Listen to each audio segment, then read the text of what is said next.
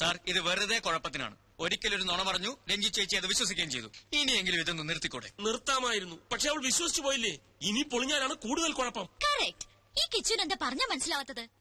കണ്ടോ അഖിലയ്ക്ക് common sense ഉണ്ട്. പിടിച്ചു നിൽക്കാൻ ഞാൻ ഒരു നുണ പറഞ്ഞുപോയി. അതിൽ നിന്ന് രക്ഷപ്പെടാൻ ഞാൻ എന്തോ ചെയ്യണം? തൂങ്ങിച്ചാവണോ? Yes sir. ഞങ്ങൾ ഇപ്പൊ എന്താ ചെയ്യേണ്ടത് സാറ് പറ. ഒരൊറ്റ മണിക്കൂർ നേരത്തെ കാര്യം. നാളെ രാത്രി ഞങ്ങൾ രണ്ടുപേരും നിന്റെ വീട്ടിൽ ഡിന്നറിന് വരുന്നു. മടങ്ങി പോകുന്നത് വരെ ഞങ്ങളുടെ മുമ്പിൽ ഭാര്യ ഭർത്താക്കന്മാരെ നിങ്ങൾ അഭിനയിക്കുന്നു. അത്രേ ഉള്ളൂ. സിമ്പിൾ അല്ലേ? അതിലും സിമ്പിളായി വേറൊന്നുണ്ട്. എന്താ? ഞങ്ങൾ ഹണിമൂണിന് പോയെന്ന് പറഞ്ഞ പോലെ. അതൊന്നും വേണ്ട. അയ്യേ, ഞാൻ പറയുന്ന പോലെ അങ്ങോട്ട് കേട്ടാ മതി. പക്ഷെ വേറൊരു പ്രശ്നമുണ്ട് സാറേ. ഒരു പ്രശ്നമില്ല. കിച്ചൻ എന്താ എത്ര ഭയം? ഞാൻ റെഡിയാ. അതല്ല പ്രശ്നം. എന്റെ വീട് കണ്ട ഒരു വിവാഹിതന്റെ വീടാണെന്ന് പറയേയില്ല. അതെന്താ നിന്റെ വീട്ടിന് മുമ്പിൽ എഴുതി വെച്ചിട്ടുണ്ടോ ഞാൻ വിവാഹിതനല്ലേ എന്ന്? അങ്ങനെ എഴുതി വെക്കേണ്ട ആവശ്യമില്ലല്ലോ സാർ. ഒരു ഡൈനിങ് ടേബിൾ ഇല്ല, ഒരു അലമാരിയില്ല, ഒരു സോഫ സെറ്റ് ഇല്ല, ഒരു വാഷിംഗ് മെഷീൻ ഇല്ല, പിന്നെ ഒരു ടിവി ഇല്ല, ഫ്രിഡ്ജ് ഇല്ല, കിച്ചൺ വെസൽസ് ഇല്ല. അയ്യോ, പിന്നെ മെയിൻ ഐറ്റം ഒരു ഡബിൾ കോട്ട് ബെഡ്. നിങ്ങൾക്ക് കിടന്ന് ഇങ്ങനെ. എന്നാ പിന്നെ ഒരു കൊച്ചിനെ കൂടെ വേണ്ടിയില്ല. എന്താന്ന് വെച്ചാ വാങ്ങി. ഞാൻ ഡബിൾ കോട്ട് വേണ്ട. അയ്യോ, രഞ്ജു ചേച്ചി ചോദിച്ചാൽ ഞാനെന്ത് പറയും? ഡബിൾ കോട്ട് റിപ്പയറിന് കൊടുത്തിരിക്കാന്ന് പറഞ്ഞാൽ മതി. ചെല്ലി ഒരു ഡബിൾ കോട്ട്. എന്തെല്ലാം പുലിവാല ദൈവമേ.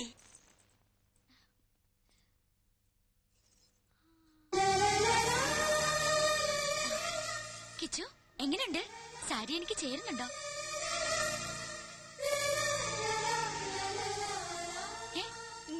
ഈ വേഷത്തിൽ താൻ സുന്ദരിയായിരിക്കുന്നു. അല്ലെങ്കിൽ ഞാൻ സുന്ദരിയല്ലേ? എന്നല്ല, ഇപ്പൊ കണ്ട ഒരു നവവധുവിനെ പോലെ തന്നെയുണ്ട്. അയ്യേ, ഇതൊന്നൊരു വേഷം കിച്ചു. പുതിയ ഷർട്ട് ഇട്ട് നിൽക്കാൻ ഞാൻ പറഞ്ഞതല്ലേ. ഇതൊക്കെ ഞാൻ ഇവിടെ വാങ്ങി വെച്ചിരിക്കുന്നത്. ഇതൊക്കെ മതിയെന്ന്. പോരാ, അഖിലയുടെ ഹസ്ബൻഡായി അഭിനയിക്കാൻ ഇത്രയും ഗ്ലാമർ പോരാ. ഊരിക്കേ. ഇനി ഇത് അങ്ങോട്ടിട്ടെ.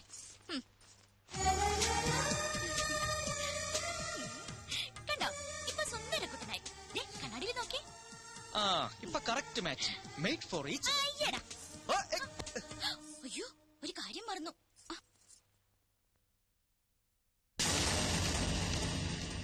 അത് വേണ്ട. ഒരു പെണ്ണിന്റെ നെറുകയിൽ ആദ്യമായി സിന്ദൂരം അണിയിക്കേണ്ടത് താലി കെട്ടിയ പുരുഷനാ. ആ പാവത്തിന്റെ ചാൻസ് നഷ്ടപ്പെടുത്തണ്ട. മനസ്സറെത്തി. ഗുഡ് ഈവനിങ് ചേച്ചി. വരൂ, അകത്തോട്ടിരിക്കാം. എങ്ങനെയുണ്ട് ചേച്ചി എന്റെ കുടില്? കുടിലോ? ഇതൊരു കുട്ടി കൊട്ടാരല്ലേ? താങ്ക്സ്. മനുവേട്ടൻ എപ്പോഴും പറയാറുണ്ട് കിച്ചു വളരെ ഇന്നസെന്റ് ആണെന്ന്. ആണോ? എന്നാ ഒരു താങ്ക്സ് കൂടെ. എന്നാ കിച്ചുനൊരു ഇത്തിരി കള്ളത്തരുണ്ടെന്ന്. താങ്ക്സ്. അയ്യോ, കള്ളത്തരോ? അതെന്താ? ഒരു കാര്യം മാത്രം കിച്ചു മനുവേട്ടനോട് ഒളിച്ചു വെച്ചു. എന്ത് കാര്യം? കല്യാണ കാര്യം. അത് ഞങ്ങളാരും അറിഞ്ഞില്ല. അത് ഞാനും അറിഞ്ഞില്ല. അല്ല, ഇതൊക്കെ പെട്ടെന്ന് അറേഞ്ച് ചെയ്തുകൊണ്ട് ആരെ അറിയിക്കാൻ പറ്റില്ല എന്ന് പറയുന്നത് വരികയായിരുന്നു.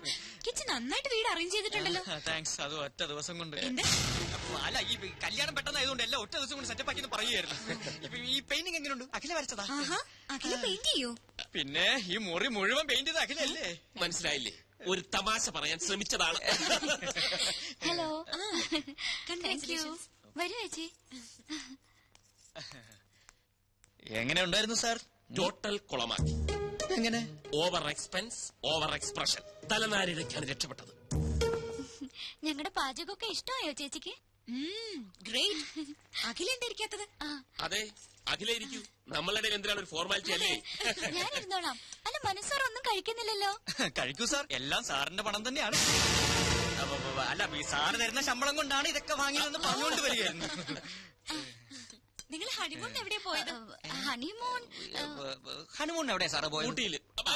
നിങ്ങളുടെ ഹണിമൂൺ ഞാനെങ്ങനെ അറിയുന്നത്? അല്ലേ, ഹണിമൂൺ ഞങ്ങളുടെ ആയിരുന്നല്ലോ. ഒരുപാട് സ്ഥലങ്ങൾ പ്ലാൻ ചെയ്തിരുന്നു, പക്ഷെ സാറ് സമ്മതിക്കണ്ടേ.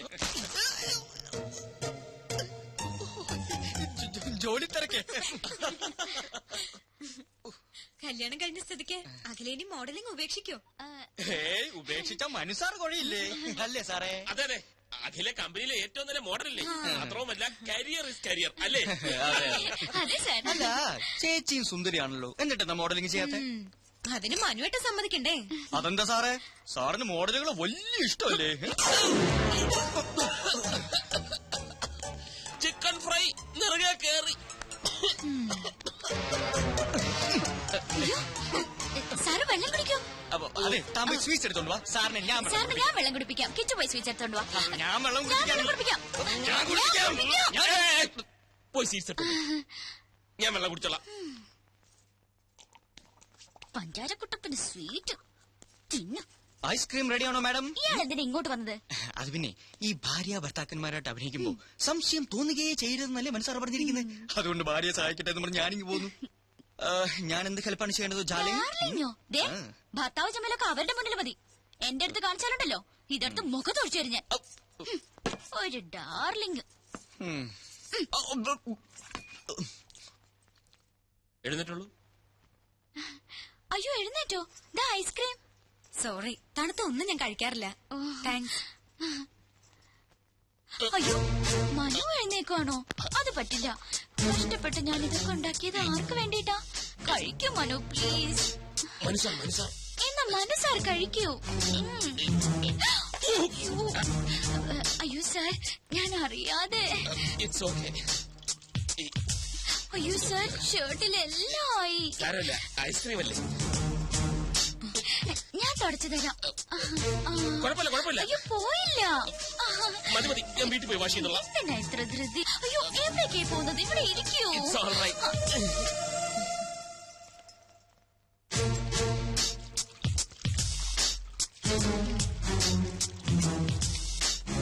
പോയോ? ഇനി എപ്പോഴാ കാണുന്നത്? നിക്കൂന്നേ.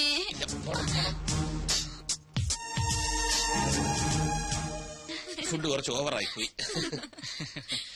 ഇനി എന്നാ അങ്ങോട്ടൊരു വിസിറ്റ്? എങ്ങോട്ട്? ഞങ്ങളുടെ വീട്ടിലേക്ക്. അല്ലേ മനേട്ടാ? അതെ. അയ്യോ ഒരു കാര്യം മറന്നു. ഒരു സ്നാപ്പ്. രണ്ടുപേരും ചേർന്ന് തന്നെ. ഫോട്ടോ എടുക്കണ്ട. ഇത് പഴഞ്ചൻ ക്യാമറ. ഇതൊക്കെ മതി. എനിക്ക് ആൽബത്തിൽ സൂക്ഷിക്കാനാ. പോസ്റ്റ് ചെയ്തേ. നിക്കാനല്ലേ പറഞ്ഞത്? അങ്ങനെ അല്ല കിച്ചു, തോളി കൈയിട്ട് നിൽക്കാൻ. തോളി കൈയിടണ്ട. അത് out of fashion. Out fashion out fashion. Kichu കൈയിട്ടെ.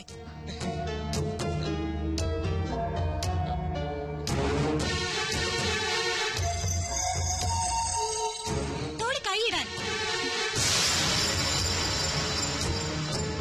Smile please.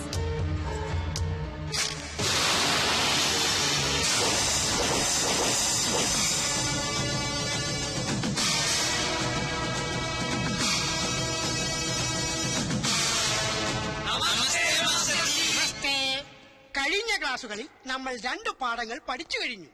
അത് ഏതൊക്കെയാണെന്ന് ആദ്യം ശിവം പറ. മാല പൊട്ടിപ്പ്. സത്യം പറ. സത്യമനാശനെ അതിലാദ്യം പഠിച്ചത്. അതല്ല, ഇനി സത്യം പറ. തെളിച്ചു പറ. പിടിച്ചു പറീ. അപ്പോ MTS കോഴ്സ് നിങ്ങൾ വിജയകരമായി പൂർത്തിയാക്കിയിരിക്കുന്നു. Master of technological studies. കളവ്, ചതി, പിടിച്ചുപറി, കിഡ്നാപ്പിംഗ് എന്നീ മേഖലയിൽ നിങ്ങളുടെ പ്രാവീണ്യം തെളിച്ചു കഴിഞ്ഞിരിക്കുന്നു. ഇനി നിങ്ങൾക്ക് ധൈര്യമായി ഫീൽഡിൽ ഇറങ്ങാം. അവസാനമായി എനിക്കൊന്നേ പറയാനുള്ളൂ. കളമേതായാലും കളവ് നന്നായാൽ മതി. Good bye. ഇനി നമുക്ക് പിരിയാം. സത്യ, ശിവ, നിങ്ങൾ എന്നെ ഇട്ടേച്ച് പോവുകയാണോ?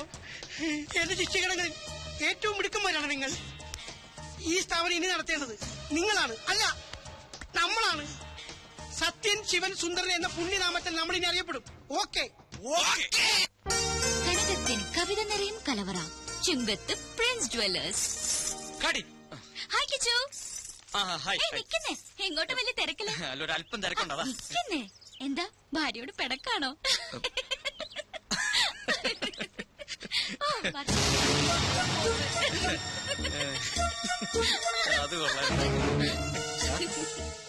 ഡൽഹിന്ന് ഫാക്സ് വന്നിട്ടുണ്ട്. 7 സീസിന്റെ കോൺട്രാക്ട് കൺഫേം ആക്കിന്ന്. അതൊന്നും പറഞ്ഞ പറ്റില്ല. എങ്ങനെയാലും അത് ശരിയാണ്. സാറ് വേറെ എവിടെയോ ആണല്ലോ. വർമാജി, പണവും നേരവും പാഴാവുന്നതല്ലാതെ ഒരിക്കലും ഇവളൊന്ന് പിടിതരുന്നില്ലല്ലോ. അത് ആ പെങ്കൊച്ചിന്റെ കുഴപ്പം കൊണ്ടൊന്നല്ല. പിന്നെ അന്നപൂർണേശ്വരി ശാപം കിട്ടിയ ഒരു മുനിയുടെ കഥയുണ്ട്. ഇഷ്ടഭക്ഷണങ്ങളെല്ലാം മുന്നിലെത്തും, പക്ഷെ ഭക്ഷിക്കാനുള്ള യോഗമില്ല. ഇങ്ങനെ തൊടാതെ ഇങ്ങനെ തൊട്ടാ മതി. കാര്യം പറ. എന്നാ അങ്ങനെ തൊടാം. രാവിലെ ഷൂട്ടിങ്ങിനായി കൊച്ചിങ് വരും. അപ്പൊ സാറ് തിരക്കില്. സാറ് ഫ്രീ ആവുമ്പോ കൊച്ചു ഹോസ്റ്റലിലെത്തും. പിന്നെങ്ങനെ? തെളിച്ചു പറ. ഞാനൊരു പ്ലാൻ പറയട്ടെ. ഒരു ഔട്ട്ഡോർ ഷൂട്ടിംഗ് പ്ലാൻ ചെയ്തൂടെ? ഇതിന്റെ ബാക്കി വല്ല ഊട്ടിയിലോ ബാംഗ്ലൂരിലോ പോണ്ടിച്ചേരിയിലോ മറ്റോ. അതാവുമ്പോ പെങ്കൊച്ചി 24 മണിക്കൂറും സാറിന്റെ കയ്യിൽ തന്നെ ഇരിക്കും. വർമാജി, ഓ, thank you very much. Great idea. Akhila, താൻ വളരെ ലക്കിയാണല്ലോ. എന്താ മനു? അഖില ചെയ്ത ആദ്യത്തെ ആഡ് തന്നെ നോർത്ത് ഇന്ത്യയിൽ ക്ലിക്കായി. പ്രഷസ് കണ്ടപ്പോഴേ കമ്പനി സാറ്റിസ്ഫൈഡ് ആയിരുന്നു. ഇപ്പതാ പുതിയ ഓഫർ. പക്ഷെ ഇത്തവണ ഫ്ലോറിലായിരിക്കില്ല, ഔട്ട്ഡോറാ.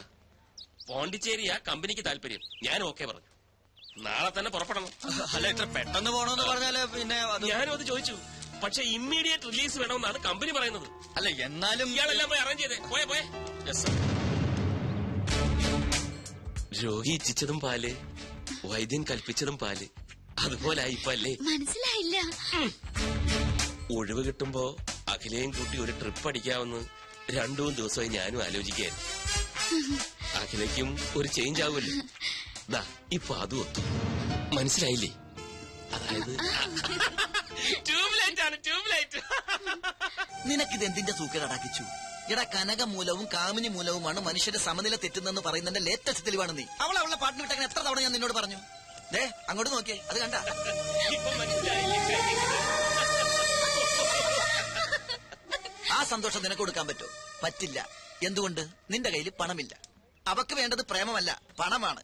അതിന്റെ തെളിവാണ് ആ കാണുന്ന ചിരി. എടാ, നിനക്കറിയില്ല എന്തിനാ പെട്ടെന്ന് ഇങ്ങനെ ഒരു പോണ്ടിച്ചേരി ട്രിപ്പ് പ്ലാൻ ചെയ്തത്? എടാ, കുമ്പളം നടന്നത് കുരുവെടുക്കാനല്ലോ. പക്ഷെ നമുക്കെന്ത് ചെയ്യാൻ പറ്റും? നമ്മളൊക്കെ വെറും കോമാളികളാ, സർക്കസ് കൂടാരത്തിലെ ജോക്കർ. എടാ, പൂജ്യത്തിന് സ്വന്തമായിട്ട് വിലയില്ല. അത് 1-നോടോ 10-നോടോ 100-നോടോ ചേരുമ്പോ അത് 10ആയും 100ആയും 1000ആയിട്ടൊക്കെ മാറും. അതുപോലെ നമ്മളൊക്കെ വെറും വട്ട പൂജ്യം, വെറും വട്ട പൂജ്യം. അവന്മാര് പറയുന്നൊന്നും കാര്യമാക്കണ്ട. ഇനി 2 ദിവസത്തെ ഷൂട്ടിംഗ് അല്ലേ ഉള്ളൂ റജി. ഫിഷ് ഫ്രൈ ഒന്നും കൊടുക്കണ്ട, ഫിഷ് കറി കൊടുത്താൽ മതി.